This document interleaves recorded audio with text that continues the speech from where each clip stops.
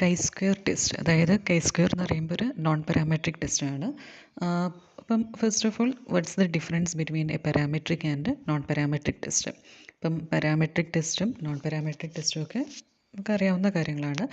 എങ്കിലും പാരാമെട്രിക് എന്ന് പറയുമ്പോഴത്തേക്കും അവിടെ ഒരു നോർമൽ ഡിസ്ട്രിബ്യൂഷനെ സ്ട്രിക്റ്റ് ആയിട്ട് ഫോളോ ചെയ്യണം. അതേസമയം നോൺ പാരാമെട്രിക് എന്ന് പറയുമ്പോഴേക്കും ആ ഒരു നോർമൽ ഡിസ്ട്രിബ്യൂഷൻ അല്ലെങ്കിൽ അസംഷൻസ് ഓഫ് നോർമാലിറ്റി അവിടെ കീപ്പ് ചെയ്യണമെന്ന് ഇല്ല. അതുപോലെ തന്നെ പാരാമെട്രിക് ടെസ്റ്റ് എന്ന് പറഞ്ഞാൽ ഇൻ്റർവൽ അല്ലെങ്കിൽ റേഷ്യോ സ്കെയിൽസിന് വേണ്ടിയിട്ടാണ് യൂഷ്വലി യൂസ് ചെയ്യാറുള്ളത്. അതേപോലെ നോൺ പാരാമെട്രിക് വരുമ്പോഴത് ഓർഡിനൽ ആൻഡ് നോമിനൽ ഡേറ്റ. ഇപ്പം നോമിനൽ എന്ന് പറയുമ്പോഴത്തേക്ക് മെയിൽ ഓർ ഫീമെയിൽ അല്ലെങ്കിൽ കൺട്രി നെയിം വെച്ചിട്ട് അങ്ങനെയുള്ള കാര്യങ്ങൾക്കൊക്കെ നമുക്ക് നോൺ പാരാമെട്രിക് യൂസ് ചെയ്യാനായിട്ട് പറ്റും. ദെൻ പാരാമെട്രിക് എന്ന് പറയുമ്പം മോർ പവർഫുള്ളാണ്. അതേസമയം നോൺ പാരാമെട്രിക് എന്ന് പറയുമ്പോഴേക്കും ലെസ് പവർഫുള്ളാണ്, ബട്ട് അത് മോർ ഫ്ലെക്സിബിളാണ്. ഓക്കെ. ദെൻ നമ്മൾ ആദ്യമേ പറഞ്ഞു, പാരാമെട്രിക് എന്ന് പറയുമ്പം നോർമാലിറ്റി ഫോളോ ചെയ്യണം. അതായത് ഒരു ഹോമോജിനിറ്റി ഓഫ് വേരിയൻസ് ഒക്കെ അവിടെ ഫോളോ ചെയ്യേണ്ടതായിട്ട് വരുന്നുണ്ട്. അതേസമയം ഒരു നോൺ പാരാമെട്രിക് എന്ന് പറയുമ്പോഴത്തേക്കും അവിടെ ഒരു നോർമാലിറ്റി എന്ന് പറയുന്നൊരു അസംഷനെ പാലിക്കപ്പെടുന്നില്ല എന്ന് പറഞ്ഞു. അപ്പം അതുകൊണ്ട് തന്നെ ഇവിടുത്തെ ആ ഒരു ഡിസ്ട്രിബ്യൂഷൻ എന്ന് പറഞ്ഞാൽ മിക്കവാറും എന്താണ്, സ്കോഴ്സ് എന്ന് പറഞ്ഞാൽ ഒരു നോർമൽ കേർവ് ആയിരിക്കില്ല അത് ഫോളോ ചെയ്യുന്നത്. അതിനേക്കാൾ കുറച്ചെന്താണ് ഏതെങ്കിലും ഒരു സൈഡിലേക്ക്, ഏതെങ്കിലും പെർട്ടിക്കുലർ സൈഡിലേക്ക് സ്ക്യൂഡ് ആയിട്ടുള്ള സ്കോഴ്സ് ആയിരിക്കും അവിടെ കാണാനായിട്ട് പറ്റുന്നത്. അതുപോലെ തന്നെ ഒരു നോൺ പാരാമെട്രിക് എന്ന് പറയുമ്പോൾ അവിടെ സ്മോൾ സാമ്പിൾസ് ആയിരിക്കും മിക്കവാറും നമുക്കെന്താണ് സ്യൂട്ടബിൾ ഫോർ സ്മോൾ സാമ്പിൾസ്. അതേസമയം പാരാമെട്രിക്കിലേക്ക് വരുമ്പോൾ നോർമാലിറ്റി ഫോളോ ചെയ്യാൻ വേണ്ടി തന്നെ ആ ഒരു സാമ്പിൾ സൈസ് എന്ന് പറഞ്ഞാൽ കുറച്ച് വലുതായിരിക്കണം.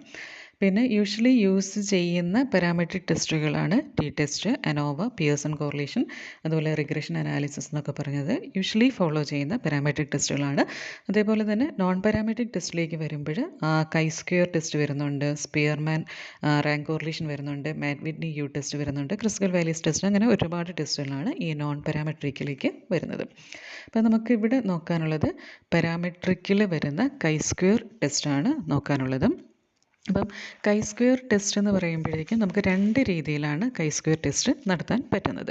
അപ്പം കൈ സ്ക്വയർ എന്ന് പറയുമ്പോഴത്തേക്കും ഒരു സ്റ്റാറ്റിസ്റ്റിക്കൽ മെത്തേഡാണ് that is use to determine whether there is a significant association between two categorical variables. അപ്പം രണ്ട് കാറ്റഗറിക്കൽ വേരിയബിൾസ് തമ്മിൽ സിഗ്നിഫിക്കൻ്റ് അസോസിയേഷൻ ഉണ്ടോ, അല്ല എങ്കിൽ whether observed data fit and expected distribution. അപ്പം രണ്ട് കാറ്റഗറിക്കൽ വേരിയബിൾസ് തമ്മിലുള്ള റിലേഷൻ ഉണ്ടോ, അല്ലെങ്കിൽ ഒരു എന്താണ് ഈ ഒബ്സർവ്ഡ് ഡേറ്റ എന്ന് പറയുന്നത് ഫിറ്റ് ആൻഡ് എക്സ്പെക്റ്റഡ് ഡിസ്ട്രിബ്യൂഷൻ. അപ്പം ഈ ഒബ്സർവ്ഡ് ഡേറ്റ ഒരു എക്സ്പെക്റ്റഡ് ഡിസ്ട്രിബ്യൂഷനുമായിട്ട് നമുക്ക് ആ ഒരു കർവ് ഫിറ്റിംഗ് നടക്കുന്നുണ്ടോ എന്നുള്ള കാര്യങ്ങളൊക്കെ നോക്കാൻ വേണ്ടിയിട്ട് നമുക്ക് കൈ സ്ക്വയർ ടെസ്റ്റ് യൂസ് ചെയ്യാനായിട്ട് പറ്റുന്നുണ്ട്. Observed data fit and expected distribution. അപ്പം ഏതെങ്കിലും ഒരു പെർട്ടിക്കുലർ ഡിസ്ട്രിബ്യൂഷൻ, ഇപ്പം നോർമൽ ഡിസ്ട്രിബ്യൂഷൻ ആണെങ്കിലും അല്ലെങ്കിൽ ഗാമ ഡിസ്ട്രിബ്യൂഷൻ, അങ്ങനെ ഏതെങ്കിലും ഒരു ഡിസ്ട്രിബ്യൂഷനുമായിട്ട് അത് നമ്മുടെ ഒബ്സർവ്ഡ് ഡേറ്റ ഫിറ്റ് ആകുന്നുണ്ടോ എന്നുള്ളത് നോക്കാൻ വേണ്ടിയിട്ടും കൈ സ്ക്വയർ യൂസ് ചെയ്യാൻ പറ്റും.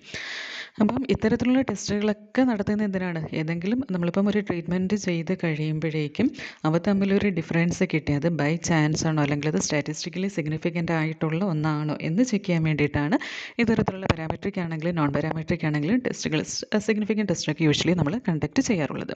അപ്പോൾ അതിൽ വരുന്ന നോൺ പാരാമെട്രിക് ടെസ്റ്റാണ് കൈ സ്ക്വയർ ടെസ്റ്റ് എന്ന് പറയുന്നത്. അപ്പം കൈ സ്ക്വയർ ടെസ്റ്റിനെ നമ്മൾ റെപ്രസെൻറ്റ് ചെയ്യാൻ വേണ്ടിയിട്ട് ഈ ഒരു സിമ്പിളാണ് യൂസ് ചെയ്യുന്നത്. ഇപ്പം ഒരു എക്സ് പോലെ വന്നിട്ടുള്ളൊരു സിമ്പിളാണ് കൈ സ്ക്വയർ. അല്ല എങ്കിൽ ജസ്റ്റ് ഈ കൈ സ്ക്വയർ എന്നുള്ള അങ്ങനെ എഴുതി പോകാം. ഓക്കെ.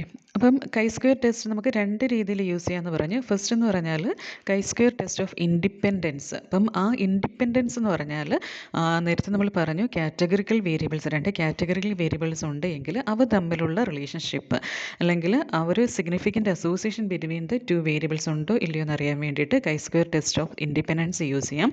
അതുപോലെ കൈ square test of goodness of fit എന്ന് പറയുമ്പോഴത്തേക്കും ആ observed data fit and expected distribution ആണോ എന്നുള്ളത് നോക്കാൻ കൈ സ്ക്വയർ ടെസ്റ്റ് അല്ലെങ്കിൽ chi square goodness of fit test use ചെയ്യാനായിട്ട് പറ്റുന്നുണ്ട്.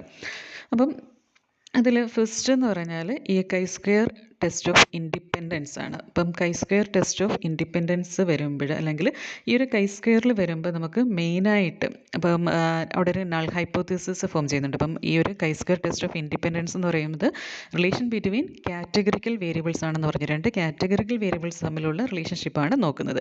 അപ്പം അതുകൊണ്ട് തന്നെ അവിടെ നമ്മൾ ഫോമുലേറ്റ് ചെയ്യുന്ന നൾ ഹൈപ്പോത്തീസിസ് എന്ന് പറഞ്ഞാൽ ദർ ഈസ് നോ അസോസിയേഷൻ അല്ലെങ്കിൽ association between the two variables. അപ്പം അല്ല എങ്കിൽ പറയാം we can say that the two variables are independent. Okay, അപ്പം ഈ രണ്ട് വേരിയബിൾസ് തമ്മിലുള്ള അസോസിയേഷൻ ആണ് നമ്മൾ ആക്ച്വലി എന്താണ് ഈ ഒരു chi-square ടെസ്റ്റ് ഓഫ് ഇൻഡിപെൻഡൻസിൽ നോക്കുന്നത്. അപ്പം നൾ ഹൈപ്പോത്തീസിസ് ഒബ്വിയസ്ലി എന്തായിരിക്കും, ആ വേരിയബിൾസ് തമ്മിൽ യാതൊരു അസോസിയേഷനും ഇല്ല, അതാണ് no association.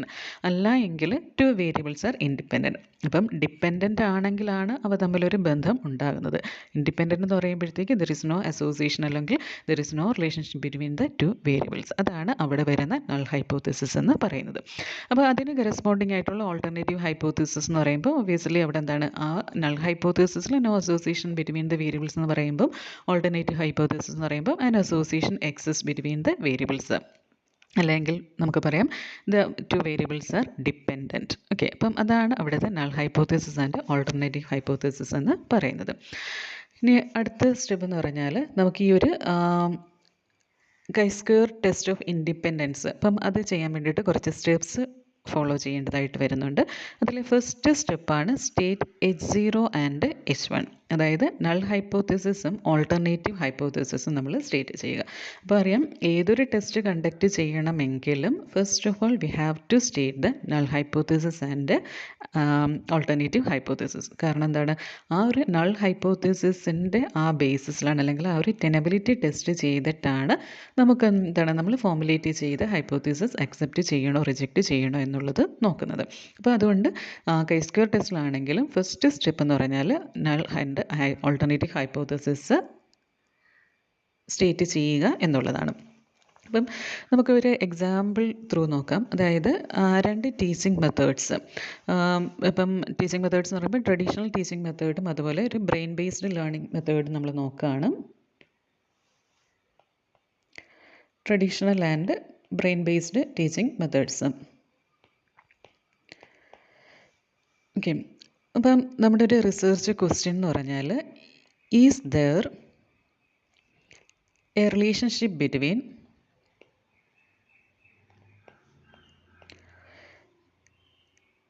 Teaching method and student performance.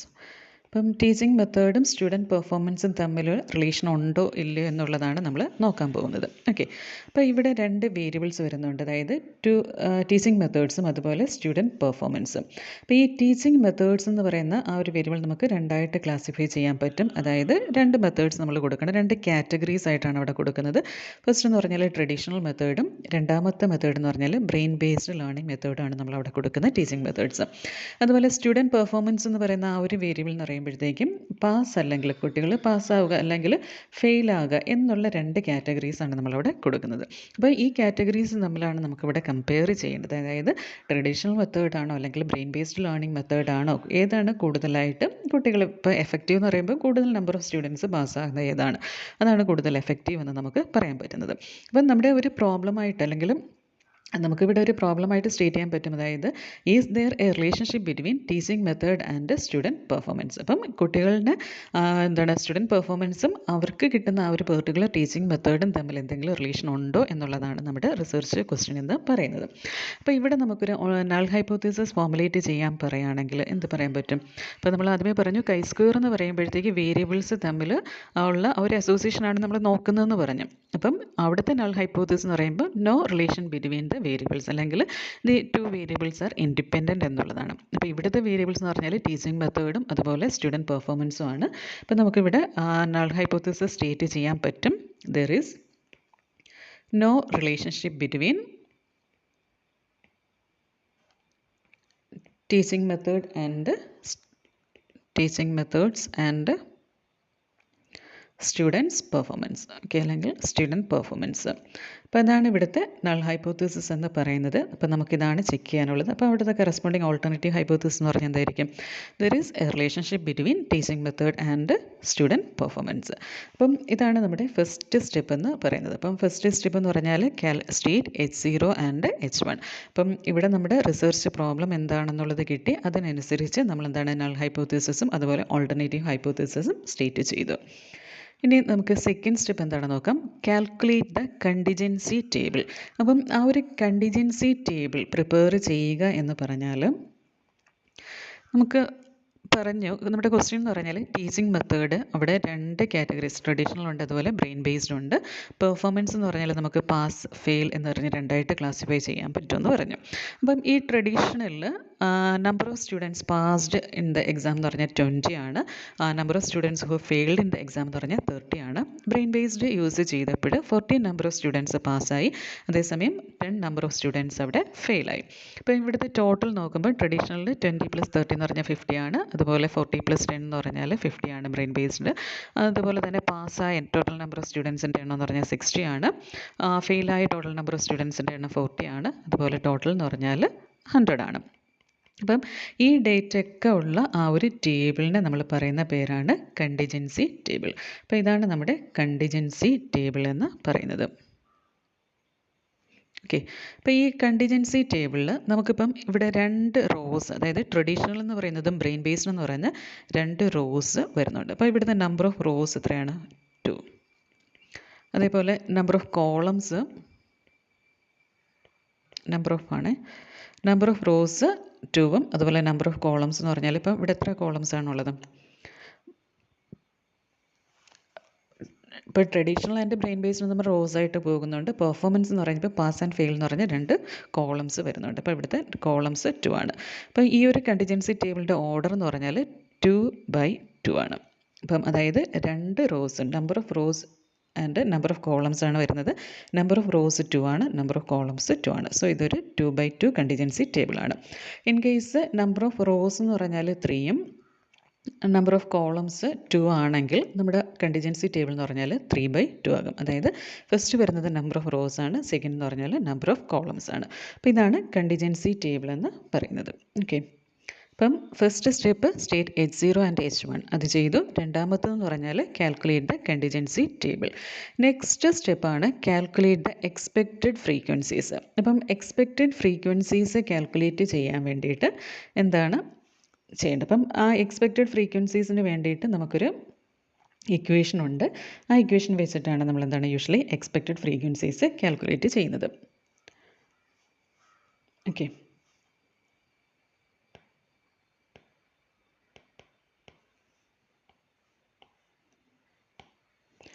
ഇപ്പം എക്സ്പെക്റ്റഡ് ഫ്രീക്വൻസി കണ്ടുപിടിക്കാൻ വേണ്ടിയിട്ട് നമുക്കെന്താണ് റോ ടോട്ടൽ, കോളം ടോട്ടൽ അങ്ങനെയുള്ള കാര്യങ്ങളൊക്കെ വേണം. അതുകൊണ്ട് തന്നെ ഏതൊക്കെയാണ് റോസ്, ഏതൊക്കെയാണ് കോളംസ് അങ്ങനെയുള്ള കാര്യങ്ങളൊക്കെ അറിഞ്ഞിരിക്കണം. അപ്പം എക്സ്പെക്റ്റഡ് ഫ്രീക്വൻസിയാണ് വേണ്ടത്. അപ്പം എക്സ്പെക്റ്റഡ് ഫ്രീക്വൻസി നമ്മൾ യൂഷ്വലി എന്ന് പറയുന്ന ലെറ്റർ കൊണ്ട് റെപ്രസെൻറ്റ് ചെയ്യും. അതുപോലെ തന്നെ ഇമ്പോർട്ടൻ്റ് ആയിട്ടുള്ള അടുത്തൊരു ടേമാണ് ഒബ്സേർവ്ഡ് ഫ്രീക്വൻസി. അപ്പം ഒബ്സേർവ്ഡ് ഫ്രീക്വൻസി എന്ന് പറയുന്നത് O കൊണ്ടാണ് റെപ്രസെൻറ്റ് ചെയ്യുന്നത്, ക്യാപിറ്റൽ O ആണ്. അപ്പം O എന്ന് പറയുന്നത് നമുക്ക് തന്നിരിക്കുന്ന നമ്മുടെ കണ്ടിജൻസി ടേബിളിൽ നമുക്ക് തന്നിരിക്കുന്ന ഫ്രീക്വൻസീസ് ആണ് ഒബ്സേർവ്ഡ് ഫ്രീക്വൻസീസ്. അപ്പോൾ ഇവിടുത്തെ observed frequency first observed frequency 20 ആണ്, സെക്കൻഡ് എന്ന് പറഞ്ഞാൽ 30 ആണ്. അതുപോലെ തേർഡ് 40 ആണ്, അടുത്തത് 10 ആണ്. അതാണ് ഒബ്സേർവ്ഡ് ഫ്രീക്വൻസീസ് എന്ന് പറയുന്നത്.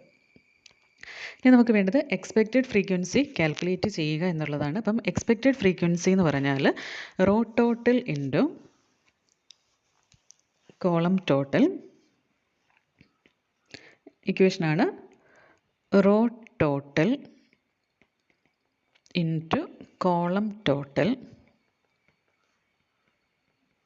Divided by total.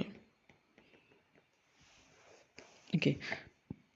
അപ്പം സപ്പോസ് നമുക്ക് ഫസ്റ്റ് കോളം ആ ഒരു ഒബ്സർവേഷൻ്റെ എക്സ്പെക്റ്റഡ് ഫ്രീക്വൻസിയാണ് കണ്ടുപിടിക്കേണ്ടത്. അപ്പോൾ ഇവിടെ നോക്കുക, ട്രഡീഷണൽ എന്ന് പറഞ്ഞാൽ ഫസ്റ്റ് റോ ആണ്, ബ്രെയിൻ ബേസ്ഡ് എന്ന് പറഞ്ഞാൽ സെക്കൻഡ് റോ ആണ്. അതുപോലെ ഈ ട്രഡീഷണൽ വരുന്ന ഫസ്റ്റ് പാസ് എന്ന് പറയുന്നത് ഫസ്റ്റ് കോളം ആണ്, ഫെയിൽ എന്ന് പറയുന്നത് സെക്കൻഡ് കോളം ആണ്. അപ്പോൾ ഇതിനെ നമ്മളൊന്ന് സെല്ലിനെ റെപ്രസെൻറ്റ് ചെയ്യുകയാണെങ്കിൽ ഫസ്റ്റ് നമ്മൾ റോ ആണ് എഴുതുന്നത്. അപ്പം ട്രഡീഷണൽ എന്ന് പറഞ്ഞാൽ ഫസ്റ്റ് റോയിലെ പാസ് എന്ന് പറഞ്ഞാൽ ഫസ്റ്റ് കോളാണിത്. അതേപോലെ ഫെയിൽ എന്ന് പറയുമ്പോഴത്തേക്കും എന്തായിരിക്കും, ട്രഡീഷണൽ എന്ന് പറയുന്ന ഫസ്റ്റ് റോയിലെ സെക്കൻഡ് കോളമാണ് ഈ 30. അടുത്ത 40 എന്ന് പറയുമ്പോഴത്തേക്കും ബ്രെയിൻ ബേസ്ഡ് എന്ന് പറയുന്ന സെക്കൻഡ് റോയിലെ പാസ് എന്ന് പറയുന്ന ഫസ്റ്റ് കോളാണിത്. അടുത്ത ഇതെന്ന് പറഞ്ഞാൽ ബ്രെയിൻ ബേസ്ഡ് എന്ന് പറയുന്ന സെക്കൻഡ് റോയിലെ ഫെയിൽ എന്ന് പറയുന്ന സെക്കൻഡ് കോളമാണ് ഇത് വരുന്നത്. അപ്പോൾ നമുക്ക് എത്ര ഒബ്സർവേഷൻസ് ഉണ്ടോ അതിനെ നമുക്ക് എന്താണ് ഓരോ സെല്ലായിട്ട് റെപ്രസെൻറ്റ് ചെയ്യാൻ പറ്റും. അതായത് ഫസ്റ്റ് റോ ഫസ്റ്റ് കോളം, ഇത് ഫസ്റ്റ് റോ സെക്കൻഡ് കോളം, ഇത് എന്ന് പറഞ്ഞാൽ ബ്രെയിൻ ബേസ്ഡിലെ 40 എന്ന് പറഞ്ഞാൽ second row first column, then second row second column. അപ്പോൾ നമുക്ക് expected frequency of first row first column. അപ്പോൾ അവിടെ പറയുന്നു row total into column total. അപ്പം റോ എന്ന് പറയുമ്പോൾ ഇവിടെ എന്താണ് ഫസ്റ്റ് റോ ആണ്. ഓക്കെ, ഇപ്പം ഫസ്റ്റ് റോയുടെ ടോട്ടൽ എത്രയാണ്, ഇതാണ് ട്രഡീഷണൽ എന്ന് പറയുന്നതാണ് ഫസ്റ്റ് റോ. ആ ഫസ്റ്റ് റോയുടെ ടോട്ടലാണ് 50 എന്ന് പറയുന്നത്. അപ്പോൾ അവിടെ എഴുതേണ്ട നമ്പർ 50 ആണ്. ഇൻറ്റു കോളം ടോട്ടൽ എന്ന് പറയുന്നത് നമുക്ക് നോക്കാം, ഇവിടെ ഈ 1 ആണ്, അതായത് ഫസ്റ്റ് റോ ഫസ്റ്റ് കോളം. അപ്പോൾ ഇവിടെ നമുക്ക് റെപ്രസെൻറ്റ് ചെയ്യുന്ന കോളം എന്ന് പറഞ്ഞാൽ ഫസ്റ്റ് കോളാണ്. ആ ഫസ്റ്റ് കോളത്തിൻ്റെ കോളം ടോട്ടൽ എന്ന് പറഞ്ഞാൽ ഈ വരുന്ന 60 ആണ്. The whole divided by total. Total എന്ന് പറഞ്ഞാൽ വേറൊന്നുമില്ല, ഈ ഫുൾ ടോട്ടലാണ് എടുക്കേണ്ടത്, അതിവിടെ 100 ആണ്. ഓക്കെ, അപ്പം എക്സ്പെക്റ്റഡ് ഫ്രീക്വൻസി ഓരോ സെല്ലിൻ്റെയും എക്സ്പെക്റ്റഡ് ഫ്രീക്വൻസിയാണ് നമുക്ക് കണ്ടുപിടിക്കേണ്ടത്. ഇവിടെ നമുക്ക് ആകെ 4 സെൽസ് വരുന്നുണ്ട്. സോ ടോട്ടൽ 4 സെൽസിൻ്റെ expected frequencies we have to calculate. And ആ ഒരു എക്സ്പെക്റ്റഡ് ഫ്രീക്വൻസി കാൽക്കുലേറ്റ് ചെയ്യാനുള്ള ഇക്വേഷൻ എന്ന് പറഞ്ഞാൽ row total into column total divided by total എന്നതാണ്. റോ ടോട്ടൽ എന്ന് പറയുമ്പം ഏത് റോയിലാണോ ആ ഒരു സെല്ല് വരുന്നത് ആ റോയുടെ ടോട്ടൽ, ദാറ്റ് ഇൻറ്റു ഏത് കോളത്തിലാണോ ആ ഒരു സെല്ല് ഇൻവോൾവ് ആകുന്നത് അതിൻ്റെ total, that divided by full total. അപ്പം ഇതെന്ന് പറയുമ്പോഴത്തേക്ക് 30 നമുക്ക് ആൻസർ കിട്ടും. അടുത്ത അങ്ങനെയാണെങ്കിൽ expected frequency of first row second column കണ്ടുപിടിക്കാൻ വേണ്ടിയിട്ട് first row total that is 50, second column total that is 40 divided by total. Okay, ഇനി അടുത്ത സെൽ എന്ന് പറഞ്ഞാൽ ഈ സെക്കൻഡ് റോ ഫസ്റ്റ് കോളം. അപ്പം സെക്കൻഡ് റോയുടെ ടോട്ടൽ എന്ന് പറഞ്ഞാൽ ഏതാണ്, ബ്രെയിൻ ബേസ്ഡ് ടോട്ടൽ എന്ന് പറഞ്ഞാൽ 50 ആണ്. Okay, that 50 into column total, അതായത് ഫസ്റ്റ് കോളത്തിൻ്റെ ടോട്ടലാണ് 60 എന്ന് പറയുന്നത്, that divided by 100 equal to 30. അടുത്തത് ഈ 2 ഈ 2 എന്ന് പറയുമ്പം second row second column. Second row total എന്ന് പറഞ്ഞാൽ 50 ആണ്, സെക്കൻഡ് കോളം ടോട്ടൽ എന്ന് പറഞ്ഞാൽ 40 ആണ്, that divided by 100 that's equal to 20 എന്ന് കിട്ടും. അപ്പോൾ ഇത്രയാണ് നമുക്ക് എക്സ്പെക്റ്റഡ് ഫ്രീക്വൻസീസ് നമ്മൾ കാൽക്കുലേറ്റ് ചെയ്തത്. ഓക്കെ, ഇപ്പം നമ്മുടെ മൂന്നാമത്തെ സ്റ്റെപ്പ്, ഇപ്പം ഫസ്റ്റ് സ്റ്റെപ്പ് പറഞ്ഞു H0 ആൻഡ് H1 സ്റ്റേറ്റ് ചെയ്യാൻ പറഞ്ഞു. രണ്ടാമത്തത് കണ്ടിജൻസി ടേബിൾ കാൽക്കുലേറ്റ് ചെയ്യാൻ പറഞ്ഞു. Then calculate the expected frequencies. ഇനി അടുത്തതെന്ന് പറഞ്ഞാൽ നമുക്ക് എന്താണ്, we have to compute the chi square statistic using the formula chi square is equal to sigma O minus E the whole square divided by E. അപ്പം ആ ഒരു particular equation വെച്ചിട്ട് നമുക്ക് എന്താണ് കൈ സ്ക്വയറിൻ്റെ വാല്യൂ കണ്ടുപിടിക്കണം. അതാണ് അടുത്ത സ്റ്റെപ്പ്. അപ്പം അതിന് വേണ്ടിയിട്ട് നമുക്ക് ഇങ്ങനെ ഒരു ടേബിൾ കൺസ്ട്രക്റ്റ് ചെയ്യുകയാണെങ്കിൽ, കാരണം കൈ സ്ക്വയറിൻ്റെ ഇക്വേഷൻ എന്ന് പറഞ്ഞാൽ chi square is equal to sigma O minus E the whole square divided by E ആണെന്ന് അറിയാം. ഓക്കെ, അപ്പോൾ ഇവിടെ O എന്ന് പറയുമ്പോൾ ഒബ്സർവ്ഡ് ഫ്രീക്വൻസീസ് ആണ്, ഇ എന്ന് പറയുമ്പം എക്സ്പെക്റ്റഡ് ഫ്രീക്വൻസീസ് ആണ്, അതുപോലെ താഴത്തെ ഇ എന്ന് പറയുമ്പം എക്സ്പെക്റ്റഡ് ഫ്രീക്വൻസി ആണ്. അപ്പോൾ നമുക്ക് ഓരോ observed frequency minus expected frequency കണ്ടുപിടിച്ച് അതിൻ്റെ ഓരോന്നിനെയും ഇ കൊണ്ട് ഡിവൈഡ് ചെയ്യുക, അതിൻ്റെ ഫുൾ സം എടുക്കുക, അതാണ് നമ്മുടെ കൈ സ്ക്വയർ എന്ന് പറയുന്നത്. ഓക്കെ, അപ്പം അത് കാണാൻ വേണ്ടിയിട്ട് നമുക്ക് എന്താണ് ആ ഒരു ടേബിൾ ത്രൂ ചെയ്യുകയാണെങ്കിൽ ഇവിടെ നമുക്ക് റോ കോളംസ് അങ്ങനെ കൊടുത്തിട്ടുണ്ട്. അപ്പം റോ എന്ന് പറയുമ്പോഴത്തേക്ക് ഫസ്റ്റ് റോ ഫസ്റ്റ് കോളം, അതാണ് ഈ ഫസ്റ്റ് റോ ഫസ്റ്റ് കോളം. അടുത്ത 1 2 എന്ന് പറയുമ്പോൾ ഫസ്റ്റ് റോ സെക്കൻഡ് കോളം, 2 1 എന്ന് പറയുമ്പോഴത്തേക്കും സെക്കൻഡ് റോ ഫസ്റ്റ് കോളം, 2 2 എന്ന് പറയുമ്പോഴത്തേക്കും സെക്കൻഡ് റോ സെക്കൻഡ് കോളം. അപ്പോൾ ഇവിടെ ഓരോന്നിലും വരുന്ന എക്സ്പെക്റ്റഡ് ഫ്രീക്വൻസീസ്, അപ്പം ഈ 1 1ൻ്റെ ഫസ്റ്റ് നമ്മളിപ്പം ഒബ്സേർവ്ഡ് ആണ് ഫസ്റ്റ് വേണ്ടത്. അപ്പം നമുക്ക് ആ ഒരു ഒബ്സേർവ്ഡ് ഏതൊക്കെയാണെന്ന് നോക്കാം. ഒബ്സേർവ്ഡ് 1 1 എന്ന് പറയുമ്പോൾ O11 എന്ന് പറയുമ്പോൾ 20 ആണ്. അടുത്തത് 30. ഓക്കെ, 1 to 30 ആണ്. അടുത്തത് 21 40, 2 to 10 ആണ്. ഇത്രയാണ് നമ്മുടെ ഒബ്സേർവ്ഡ് ഫ്രീക്വൻസീസ് എന്ന് പറയുന്നത്. ഇനി അവിടുത്തെ എക്സ്പെക്റ്റഡ് ഫ്രീക്വൻസീസ്, ഇപ്പം എക്സ്പെക്റ്റഡ് ഫ്രീക്വൻസീസ് എന്ന് പറയുമ്പോഴേക്കും ഓരോന്നിലും, അതായത് 30 20 30 20 ആണ് നമുക്ക് കിട്ടിയ എക്സ്പെക്റ്റഡ് ഫ്രീക്വൻസീസ്. 30 20 30 20. ഓക്കെ, അപ്പോൾ ഒബ്സേർവ്ഡ് ഫ്രീക്വൻസി എക്സ്പെക്റ്റഡ് ഫ്രീക്വൻസീസ് കിട്ടാനുള്ള ഇക്വേഷൻ ഏതാണെന്നറിയാം. Row total into column total divided by total ആയിരുന്നു. അപ്പം ഈ ഒന്നെങ്കിൽ നമുക്ക് ഇവിടെ തന്നെ നേരത്തെ ആ ഒരു കാൽക്കുലേഷൻ ചെയ്ത പാർട്ടുണ്ടല്ലോ, അതായത് ഇവിടെ നമ്മളിപ്പം ഓരോന്ന് E11 E12 E21 E22 എന്ന് പറഞ്ഞ് ഇങ്ങനെ എഴുതിപ്പോയി. അപ്പം അല്ലാണ്ട് ഇവിടെ തന്നെ ഡയറക്റ്റ് കൊടുക്കാമെങ്കിൽ, അതായത് ഈ ഒരു കോളത്തിൽ എക്സ്പെക്റ്റഡ് ഫ്രീക്വൻസിയുടെ ആ ഒരു കോളത്തിൽ നമ്മൾ ചെയ്യുകയാണെങ്കിൽ ഇവിടെ ഓരോ ടോട്ടൽസ്, അതായത് റോ ടോട്ടൽ എന്ന് പറയുമ്പോഴത്തേക്കും 50 ആയിരുന്നു അവിടുത്തെ row total, into column total എന്ന് പറഞ്ഞാൽ 60 ആയിരുന്നു. ദാറ്റ് ഡിവൈഡഡ് ബൈ 100 എന്ന് പറയുമ്പോഴത്തേക്കും അവിടെ നമുക്ക് 30 എന്ന് കിട്ടും. അപ്പം അങ്ങനെ ചെയ്യുകയാണെങ്കിൽ നമുക്ക് ഈ ഒരു സ്റ്റെപ്പ് ഇവിടെ ഒഴിവാക്കാൻ പറ്റും. ഓക്കെ, ഈ E11 E12 E21 E22 എന്നുള്ളത് ഇവിടെ ഓരോന്ന് കാൽക്കുലേറ്റ് ചെയ്യുന്നതിന് പകരമായിട്ട് ഈ ഒരു ടേബിളിൽ കൊണ്ട് ചെയ്താലും മതി. അപ്പോൾ അങ്ങനെ ആകുമ്പം അത് 30 വരും. അടുത്തതെന്ന് പറയുമ്പോഴത്തേക്കും റോ ടോട്ടൽ 50 തന്നെയാണ്. കോളം ടോട്ടൽ എന്ന് പറഞ്ഞാൽ 40 ആയിരുന്നു. ദാറ്റ് ഡിവൈഡഡ് ബൈ ടോട്ടൽ എന്ന് പറഞ്ഞാൽ 100, ദാറ്റ് ഈസ് 20 എന്ന് കിട്ടും. അപ്പം അങ്ങനെ ചെയ്യാം. ഓക്കെ, അല്ലെങ്കിൽ നമ്മൾ ഓൾറെഡി അങ്ങനെ കാൽക്കുലേറ്റ് ചെയ്യുകയാണെങ്കിൽ നമുക്ക് എന്താണ് ആ ടേബിളിൽ ജസ്റ്റ് ആ വാല്യൂസ് അങ്ങനെ പുട്ട് ചെയ്ത് പോയാൽ മതി. അപ്പം നമ്മൾ നേരത്തെ കാൽക്കുലേറ്റ് ചെയ്ത് ആ ടേബിൾ എടുക്കുമ്പോഴത്തേക്കും 30 20 30 20 എന്നാണ് അവിടുത്തെ വാല്യൂസ് വരുന്നത്. ഇനി അടുത്ത സ്റ്റെപ്പ് എന്ന് പറഞ്ഞാൽ O-E, അതായത് observed frequency minus expected frequency കണ്ടുപിടിക്കണം. അപ്പം ഒബ്സേർവ്ഡ് ഫ്രീക്വൻസി എന്ന് പറയുന്നത് ഇവിടെ 20 - 30 ആണ്. That's equal to -10. ഇവിടെ എന്ന് പറയുമ്പോഴത്തേക്ക് 30 - 20 എന്ന് പറയുമ്പോഴത്തേക്ക് +10 വരും. അടുത്തത് 40 - 30 എന്ന് പറയുമ്പോഴത്തേക്കും എത്രയാണ്, +10 വരും. 10 - 20 എന്ന് പറയുമ്പോൾ -10 വരും. Then O-E the whole square, ഇവിടെ -10ൻ്റെ സ്ക്വയർ എന്ന് പറയുമ്പോൾ 100 ആണ്. ഇവിടെ എന്ന് പറയുന്നതിൽ 100 ആണ്, ഇവിടെയും 100 ആണ്, ഇവിടെയും 100 ആണ്. അടുത്തത് O-E the whole square divided by E. Okay, അപ്പം ഇവിടെ O-E ദ ഹോൾ സ്ക്വയർ എന്ന് പറയുന്നത് 100 ഡിവൈഡഡ് ബൈ E എന്ന് പറഞ്ഞാൽ ഇവിടെ എത്രയാണ്, 30. ഓക്കെ, അപ്പം 100/30 എന്ന് പറയുമ്പോൾ 3.33 വരും. അടുത്തതെന്ന് പറഞ്ഞാൽ O-E ദ ഹോൾ സ്ക്വയർ, അതായത് 100 ഡിവൈഡഡ് ബൈ E എന്ന് പറഞ്ഞാൽ ഇവിടെ 20 ആണ്. ദാറ്റ്സ് ഈക്വൽ ടു 5 എന്ന് കിട്ടും. 5 ഇവിടെ എഴുതാം. അടുത്തത് മൂന്നാമത്തെ 21ൻ്റെത് 100 ഡിവൈഡഡ് ബൈ E എന്ന് പറഞ്ഞാൽ 30 ആണ്. ദാറ്റ്സ് ഈക്വൽ ടു 3.33, അതിവിടെ എഴുതാം. അടുത്തതാണെങ്കിലും 100/20, ദാറ്റ് ഈസ് 5. അപ്പം നമുക്ക് അറിയാം നമ്മുടെ കാൽക്കുലേഷൻ, അതായത് chi² കണ്ടുപിടിക്കാനുള്ള ഇക്വേഷൻ എന്ന് പറഞ്ഞാൽ, മറക്കരുത് equation, sigma O-E the whole square divided by E എന്നുള്ള ആ ഇക്വേഷനാണ്. ഇപ്പോൾ ഇവിടെ നമുക്ക് O-E the whole square divided by E അതിൻ്റെ സം കണ്ടുപിടിക്കണം. സം എന്ന് പറയുമ്പോഴത്തേക്കും 5 + 5 10 + 3.33 + 3.33 എന്ന് പറയുമ്പം 16.66 എന്ന് കിട്ടും.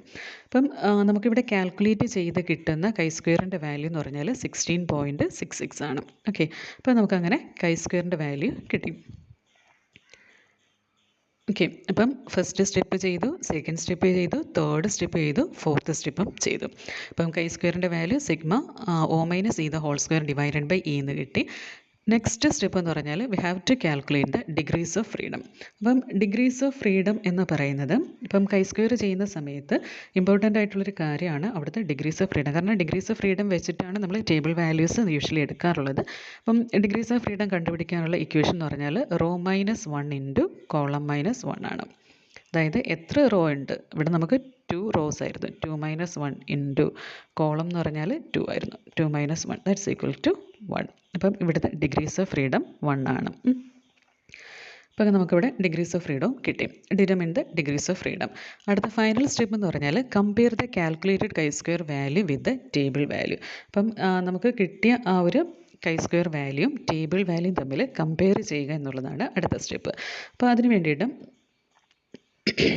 ഇപ്പം നമുക്ക് ഈ ഒരു വാല്യൂ കൈ സ്ക്വയർ ഇത് നമുക്ക് കിട്ടിയ എന്താണ് കാൽക്കുലേറ്റഡ് ആണ് അല്ലേ. നമ്മളിപ്പം ചെയ്ത് വന്നപ്പം കിട്ടിയ ഒരു സംഭവമാണ് ഈ ഒരു കൈ സ്ക്വയർ. ഇത് കാൽക്കുലേറ്റഡ് വാല്യൂ ആണ്. ഇനി നമുക്ക് ടേബിൾ വാല്യൂ കണ്ടുപിടിക്കണം. അതിന് വേണ്ടിയിട്ട് നമുക്ക് എന്താണ് ആ ഒരു ടേബിളിൽ കൈ സ്ക്വയറിൻ്റെ ടേബിളിൽ നോക്കാം. അതിൽ ഡിഗ്രീസ് ഓഫ് ഫ്രീഡം 1. അപ്പം ഡിഗ്രീസ് ഓഫ് ഫ്രീഡം 1ൽ 0.05 ലെവൽ ഓഫ് സിഗ്നിഫിക്കൻസ് എടുക്കാം. ഓക്കെ, അപ്പം ആ ഒരു 0.05 ലെവൽ ഓഫ് സിഗ്നിഫിക്കൻസിൽ ഡിഗ്രീസ് ഓഫ് ഫ്രീഡം 1 നോക്കുമ്പം നമുക്ക് കിട്ടുന്ന ആ ഒരു കൈ സ്ക്വയർ വാല്യൂ അതിനെയാണ് നമ്മളെന്താണ് ക്രിട്ടിക്കൽ വാല്യൂ എന്ന് പറയുന്നത്. അപ്പം ടേബിളിൽ നിന്ന് കിട്ടുന്ന ഒരു വാല്യൂ, ഇപ്പം ടി വാല്യൂ ആണെങ്കിലും ഏത് വാല്യൂ ആണെങ്കിലും table from the table what the value we are getting that value is known as the critical value. അപ്പോൾ ആ ഒരു ക്രിട്ടിക്കൽ വാല്യൂ അതായത് 0.05 ലെവൽ ഓഫ് സിഗ്നിഫിക്കൻസിൽ ഡിഗ്രീസ് ഓഫ് ഫ്രീഡം 1ൽ നമ്മൾ നോക്കുമ്പോൾ നമുക്ക് അവിടെ കിട്ടുന്ന ക്രിട്ടിക്കൽ വാല്യൂ ടേബിൾ എടുത്ത് നോക്കണം. അപ്പോൾ കിട്ടുന്ന വാല്യൂ എന്ന് പറഞ്ഞാൽ 3.841 ആണ്. അപ്പം ക്രിട്ടിക്കൽ വാല്യൂ അതായത് ടേബിൾ വാല്യൂ നമുക്ക് 3.841 കിട്ടി. നമ്മൾ കാൽക്കുലേറ്റ് ചെയ്ത വാല്യൂ എന്ന് പറഞ്ഞാൽ 16.66 കിട്ടി. ഇനി നമുക്ക് എന്താണ് ചെയ്യേണ്ടത്? നമ്മളിവിടെ പറഞ്ഞു ലാസ്റ്റ് സ്റ്റെപ്പ് എന്ന് പറഞ്ഞാൽ compare the calculated chi square value with the table value. അപ്പോൾ ഇവിടെ നമുക്ക് ടേബിൾ വാല്യൂ അല്ലെങ്കിൽ ക്രിട്ടിക്കൽ വാല്യൂ എന്ന് പറഞ്ഞാൽ കൈ സ്ക്വയർ ക്രിട്ടിക്കൽ എന്ന് പറഞ്ഞാൽ നമുക്കിവിടെ കിട്ടിയത് 3.841 ആണ്. അതേസമയം കൈ സ്ക്വയർ നമ്മൾ കാൽക്കുലേറ്റ് ചെയ്തപ്പം കിട്ടിയത് എത്രയാണ്? 16.66 ആണ്. അപ്പോൾ ഇവ തമ്മിൽ കമ്പയർ ചെയ്യുമ്പോൾ ഏതാണ് വലുത്? കൈ സ്ക്വയർ കാൽക്കുലേറ്റഡ് ആണ് വലുത്. That is greater than chi square critical. Okay, അപ്പം ഇങ്ങനെ വരുമ്പോൾ chi square calculated value, if we are getting the value such that the chi-square calculated value is greater than the critical value, then we can reject the null hypothesis. Okay, അപ്പം നമ്മുടെ condition എന്ന് പറഞ്ഞാൽ നമ്മുടെ calculated chi-square value, if the calculated chi-square value is greater than critical chi-square value, then we can reject the null hypothesis. അപ്പം null hypothesis reject ചെയ്യുക, അതായത് ഈ ഒരു കണ്ടീഷൻ അത് സാറ്റിസ്ഫൈ ചെയ്യുന്നുണ്ടെങ്കിൽ, കണ്ടീഷൻ എന്താണെന്ന് വെച്ചാൽ calculated critical value calculated chi square value critical വാല്യൂവിനേക്കാൾ കൂടുതലാണ് എങ്കിൽ we can reject the null hypothesis. Okay, അപ്പോൾ ഇവിടെ നമ്മൾ കാൽക്കുലേറ്റ് ചെയ്ത വാല്യൂ എന്ന് പറഞ്ഞാൽ 16.66 ആയിരുന്നു. അതേസമയം ക്രിട്ടിക്കൽ വാല്യൂ ടേബിൾ വാല്യൂ എന്ന് പറഞ്ഞാൽ 3.841 ആണ്. സോ കാൽക്കുലേറ്റഡ് വാല്യൂ തന്നെയാണ് ഇവിടെ higher. So we can reject the null hypothesis. അപ്പം നമ്മളിവിടെ ഫോമുലേറ്റ് ചെയ്ത് null hypothesisലേക്ക് ഒന്ന് വരാം. അതായത് there is no relationship between the teaching methods and student performance എന്നുള്ളതായിരുന്നു നമ്മുടെ null hypothesis. So we can reject this null hypothesis. അപ്പം റിജക്ട് ദ null hypothesis എന്ന് പറയുമ്പോൾ there is a relationship between teaching methods and student performance എന്ന് പറയുമ്പോൾ അവിടെ എന്താ വരുന്നത്? ഈ ഒരു ട്രഡീഷണൽ മെത്തേഡിലും അതുപോലെ ബ്രെയിൻ ബേസ്ഡ് മെത്തേഡിൽ നമ്മൾ പഠിപ്പിക്കുമ്പോഴാണ് കുട്ടികളുടെ പെർഫോമൻസ് കൂടുതലായിട്ട് കിട്ടുന്നത് എന്നുള്ള ആ ഒരു അസംഷനിൽ തന്നെ നമുക്ക് എത്താനായിട്ട് പറ്റുന്നുണ്ട്. അപ്പോൾ ഇതാണ് ആ ഒരു കൈ സ്ക്വയർ ടെസ്റ്റ് ഓഫ് ഇൻഡിപെൻഡൻസ് എന്ന് പറയുന്നത്.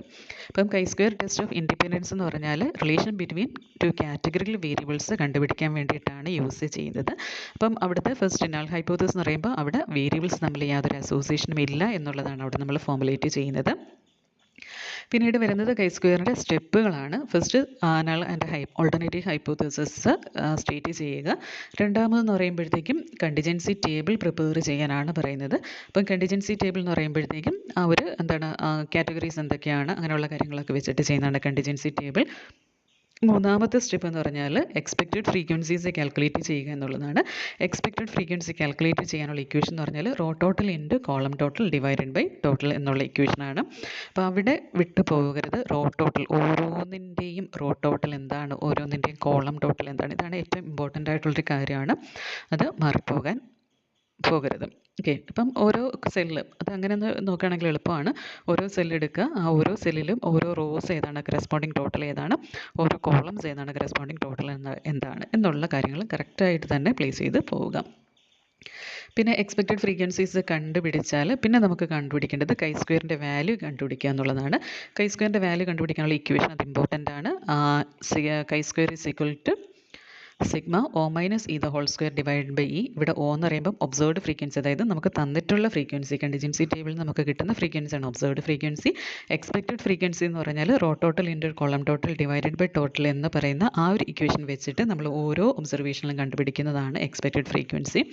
അപ്പോൾ തമ്മിൽ ആഡ് ചെയ്ത് അല്ലെങ്കിൽ ആ സ്ക്വയറൊക്കെ എന്താണ് square divided by expected frequency ഒക്കെ ചെയ്തിട്ട് എല്ലാം കൂടെ ആഡ് ചെയ്യുമ്പോൾ കിട്ടുന്നൊരു വാല്യൂ ഉണ്ട്. അതാണ് നമ്മുടെ കാൽക്കുലേറ്റഡ് കൈ സ്ക്വയർ വാല്യൂ എന്ന് പറയുന്നത്. അടുത്ത സ്റ്റെപ്പ് എന്ന് പറഞ്ഞാൽ ഡിഗ്രീസ് ഓഫ് ഫ്രീഡം കാൽക്കുലേറ്റ് ചെയ്യുക എന്നുള്ളതാണ്. ഡിഗ്രീസ് ഓഫ് ഫ്രീഡം എന്ന് പറഞ്ഞാൽ റോ -1 ഇൻറ്റു കോളം -1 ആണ്. അപ്പം ഡിഗ്രീസ് ഓഫ് ഫ്രീഡം കിട്ടും.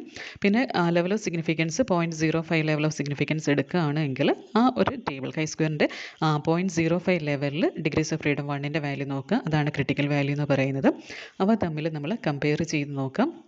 അപ്പം കമ്പയർ ചെയ്ത് നോക്കുമ്പോൾ compare the calculated chi square value with the table value ആണ്. അപ്പം അങ്ങനെ ചെയ്ത് നോക്കുമ്പോൾ if calculated chi square value is greater than the critical value then we can reject the null hypothesis. അപ്പോൾ ഇത്രയാണ് chi square four independence. Okay, കൈ square test of independence എന്ന് പറയുന്നത്. ഓക്കെ.